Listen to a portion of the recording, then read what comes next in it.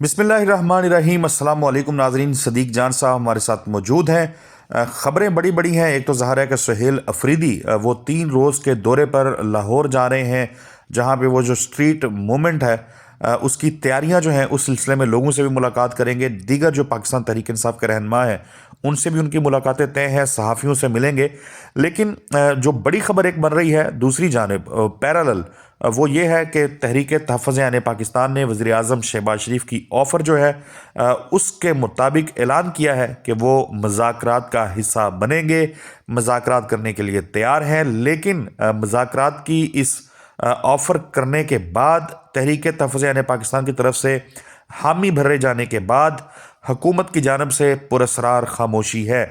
सदीक जान साहब, चल क्या रहा है, हुकूमत क्या सोच रही है, तहरीक तहफ़्फ़ुज़ यानी पाकिस्तान की क़यादत क्या सोच रही है? बहुत शुक्रिया असद चौधरी साहब। मामला ये है कि तहरीक तहफ़्फ़ुज़ यानी पाकिस्तान ने एक ऐसा कार्ड खेला है जिसके बाद अब कोई 28 घंटे हो गए हैं, हुकूमत को समझ नहीं आ रही कि हम जाएं तो जाएं कहाँ, और हुकूमत को सांप सूंघ गया है। आज आपने देखा कि वज़ीर आज़म शहबाज शरीफ ने कोई 3-4 तकरीबात में गए और वहाँ पे कोई भी बात कर सकते थे कि मैंने ऑफ़र की थी अपोजिशन को, बातचीत की, उन्होंने मेरी बातचीत की जो एक ऑफ़र थी उसको एक्सेप्ट कर लिया है, ये बहुत खुशाइंद है और बिल्कुल हम जो है वो अब मुज़ाकरात की तरफ बढ़ेंगे। नहीं कहा। देखें, इससे ये बात साबित हुई कि जो मैं मुसलसल ये रिपोर्ट कर रहा था कि तहरीक तहफ़्फ़ुज़ यानी पाकिस्तान ने ब्लफ कॉल किया है। और तहरीक तहफ़्फ़ुज़ यानी पाकिस्तान के रहनुमाओं से मेरी बात हुई, मैंने उन्हें कहा, जब ये मीटिंग उनकी शुरू होने लगी तो उससे पहले मेरी उनसे कुछ रहनुमाओं से बात हुई। मैंने कहा आप क्या सोच रहे हैं? एक रहनुमा का ख्याल ये था कि हमें हुकूमत को सिर्फ ये कहना चाहिए कि हम आपसे एक ही चीज़ के ऊपर बात करेंगे और वो है नए इलेक्शन। इससे नीचे पे हम आपसे बात नहीं करेंगे। नए इलेक्शन पे बात करनी है तो आप आएँ, हम बात करने को तैयार हैं।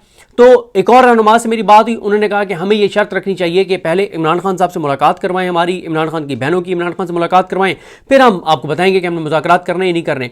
लेकिन जब वो सारे बैठे और 6-7 घंटे तक उन्होंने मुशावरत की तो उन्होंने कहा कि हमें भी पता है कि पल्ले नहीं धेला तो कर दिए मेला मेला, हमें भी पता है कि इनसे इनके पास सियासी तौर पे कोई इनकी हैसियत नहीं है, कोई अथॉरिटी नहीं है, कोई इख्तियार नहीं है, और इख्तियार तो इनके पास सिर्फ इतना ही है, यानी इससे इतना है कि वज़ीर आला KP सुहेल आफरीदी कहते हैं कि जी मैं इमरान खान से मिलना चाहता हूँ, और शहबाज शरीफ कहते हैं कि मैं आपको पूछ कर बताता हूँ। जब मुल्क का वज़ीर आज़म ये कहे एक वज़ीर आला को कि जो तुम्हारे पास अदालत के ऑर्डर्स हैं कि तुम अपने लीडर अपने कायद से मिल सकते हो, लेकिन उन अदालतों अहकामात पर अमल दरामद नहीं हो रहा, तो मुझे कह रहे हो तो मैं पूछ कर बताता हूँ। तो वज़ीर आज़म ने किससे पूछ कर बताना था? तो इससे आप अंदाज़ा लगा लें।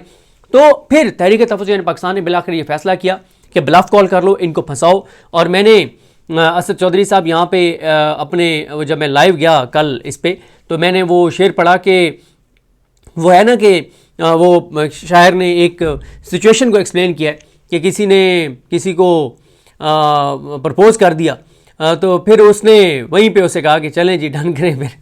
तो वो मैंने शेर पढ़ा कि उसने हंसी हंसी में मोहब्बत की बात की, मैंने अदीम उसको मुकरने नहीं दिया।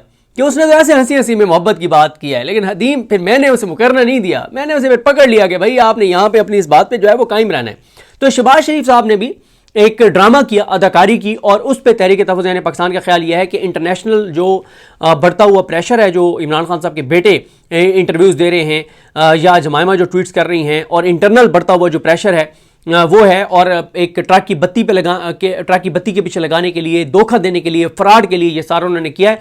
लेकिन उन्होंने कहा कि हम एक तो धोखे और फ्रॉड में नहीं आएंगे, और दूसरा उन्होंने ब्लफ ऐसे कॉल किया, उन्होंने एक ऐसा रद्द-ए-अमल दिया गो कि उसमें ये मैं आपको बता सकता हूँ कि उसमें इमरान खान साहब के हवाले से, बहनों से की मुलाकात के हवाले से मामला दर्ज था। लेकिन जब अलीमा खानम साहब से मुलाकात हुई, उन्होंने कहा कि आप निकाल दें, हम अपनी भाई से मुलाकात की जंग खुद लड़ेंगी, आप जो आपकी एक प्रिंसिपल पोजीशन है, एक बड़े नुकात हैं, आप उनके ऊपर जाएं।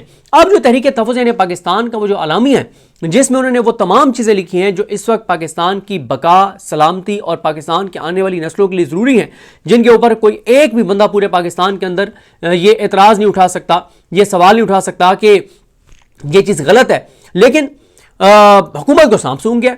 अब हुकूमत आएँ बाएँ शाएँ के कह रहे हैं जी वो शेख वकास अकरम तो कह रहे हैं कि हम कोई बातचीत नहीं करेंगे। भाई शेख वकास अकरम ये कह रहे हैं कि इमरान खान ने तहरीक इंसाफ को बातचीत का इख्तियार नहीं दिया। सुहेल आफरीदी भी कह रहे हैं कि इमरान खान साहब ने बातचीत का इख्तियार सिर्फ अल्लामा राजा नासिर अब्बास और महमूद हसन चकज़ई और तहरीक तहफ़्फ़ुज़ यानी पाकिस्तान को दिया है। तो उन्होंने कह दिया ना कि हम बातचीत के लिए तैयार हैं। देखें, महमूद हसन चकज़ई साहब का एक पैगाम बहुत इंपॉर्टेंट है जो उन्होंने उसमें असम्बली में किया था, जिसमें उन्होंने कहा था कि नवाज शरीफ को भी कहा था, जरदारी को भी कहा था, तमाम पॉलिटिकल पार्टीज को कहा था कि तुम सारों की जो हैसियत और औकात है वो हमें नजर आ रही है, तुम्हारे पास जो स्पेस है वो खत्म हो गई है, तुम मुल्क को तबाह और बर्बाद कर रहे हो, इस खौफ से तुम मुल्क को तबाह और बर्बाद कर रहे हो कि इमरान खान आएगा, बाहर आएगा, पता नहीं वो एस्टेब्लिशमेंट के साथ मिलके दोबारा एस्टेब्लिशमेंट के साथ मिल जाएगा और तुम लोगों को उल्टा लटका देगा। तो इमरान खान ऐसा कुछ नहीं करेगा। मामला मुल्क की बका और सलामती का है, मुल्क के मुस्तकबिल का है, आने वाली नस्लों के मुस्तकबिल का है। तुम आओ, लौट आओ इस तरफ और आओ तुम लोग एक चार्टर बनाओ जिसमें लिखो कि पार्लियामान बालादस्त होगी, पार्लियामेंट फैसला करेगी। ये नहीं कि वज़ीर-ए-आज़म जो है उसको कहा जाए कि बाकू से वफाकी काबीना का इजलास चेयर करो और वो वफाकी काबीना का इजलास बाकू से चेयर करे, 27 तरमीम की मंजूरी दे और मुसवदा हो ही नहीं काबीना के पास, वज़ीर-ए-आज़म के पास भी ना हो। और जब वो मुसवदा कौमी असम्बली में पढ़ा जा रहा हो, सेनेट में पढ़ा जा रहा हो, तो पहली बार पूरी हुकूमत को और तमाम MNAs को और तमाम सेनेटर्स को और मियां नवाज शरीफ को उस वक्त पता चले कि ये 27 तरमीम है क्या। उनको तो पता ही नहीं था।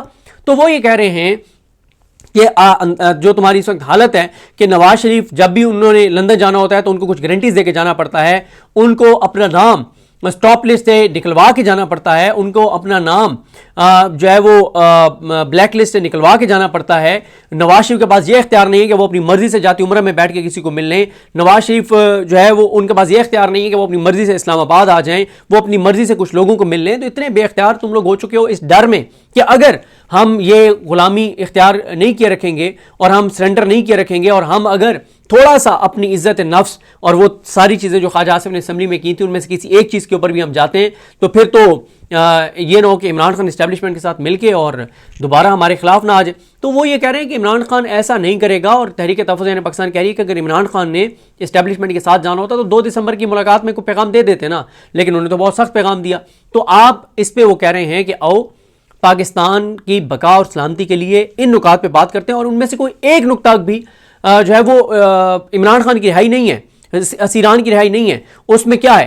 पार्लियामेंट की बालादस्ती, गैर जानिबदाराना इलेक्शन कमीशन, गैर जानिबदाराना इंतखाबात, सिविल सुप्रीमेसी, तमाम इदारों का अपनी आईनी हदूद में वापस चले जाना और पाकिस्तान की अदलिया का आज़ाद होना, लोगों को इंसानी हकूक मुयसर होना और पाकिस्तान के फैसले पाकिस्तान में होना। अब मुझे बताएं इनमें से क्या बात गलत है? लेकिन जिस तरह से मैंने आपको अर्ज किया कि नून लीग को सांप सूंघ चुका है, नून लीग इस वक्त बहुत ज़्यादा अपसेट है, नून लीग इस वक्त बहुत ज़्यादा परेशान है, उनको समझ नहीं आ रही कि जाएं तो जाएं कहाँ, करें तो करें क्या, आगे गड़ा है पीछे खाई है। ये जो आलामिया है तहरीक तहफ़्फ़ुज़ पाकिस्तान का, ना उनसे उगला जा रहा है ना निगला जा रहा है, बुरे तरीके से फंस गए हैं।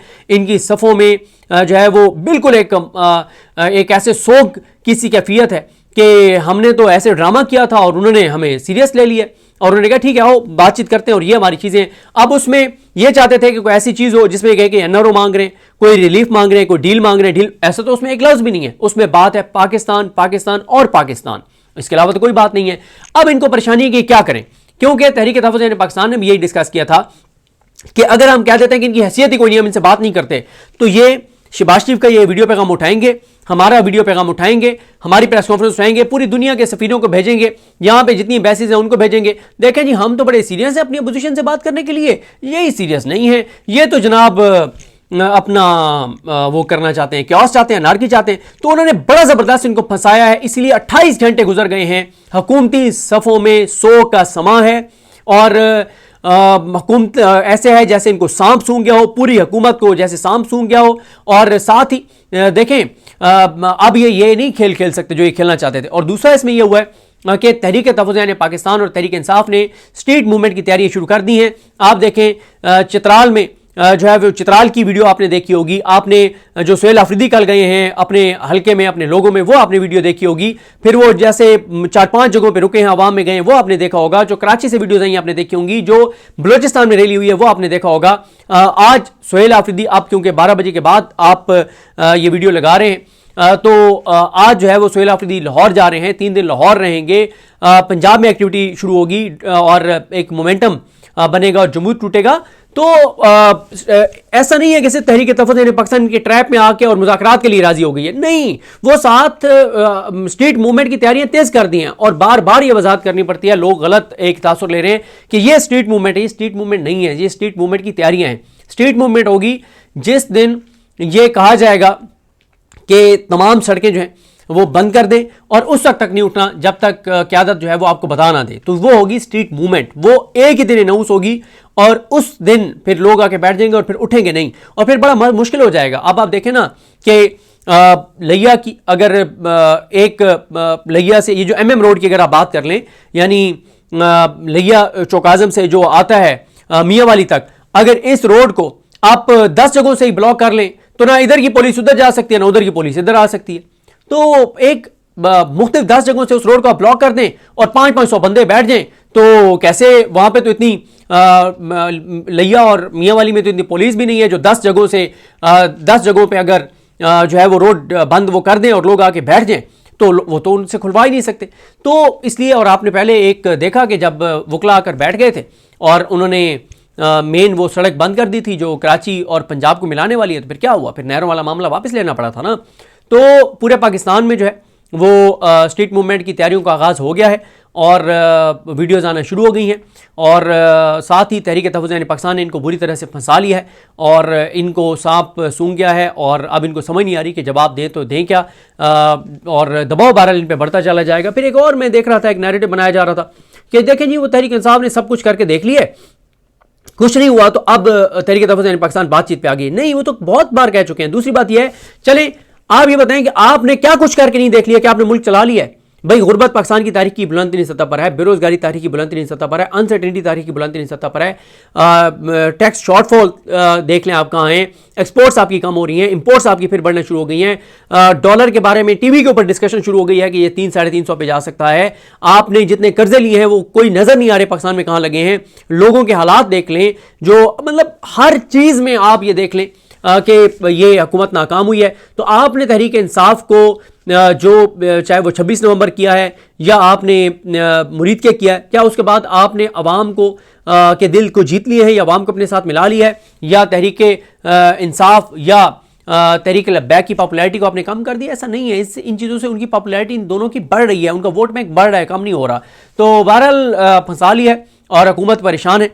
और जैसा मैंने आपको अर्ज़ किया है कि एक सफ़ा जो आलामी का था वो ना इनसे उगला जा रहा है ना निकला जा रहा है। तो बहरहाल देखते हैं असद चौधरी साहब के मामलात किस तरफ जाते हैं। बिल्कुल सदीक जान साहब, बहुत शुक्रिया आपके कीमती वक्त के लिए। नाजरीन, अगली वीडियो में मुलाकात होगी, तब तक के लिए अल्लाह हाफिज़। बहुत शुक्रिया।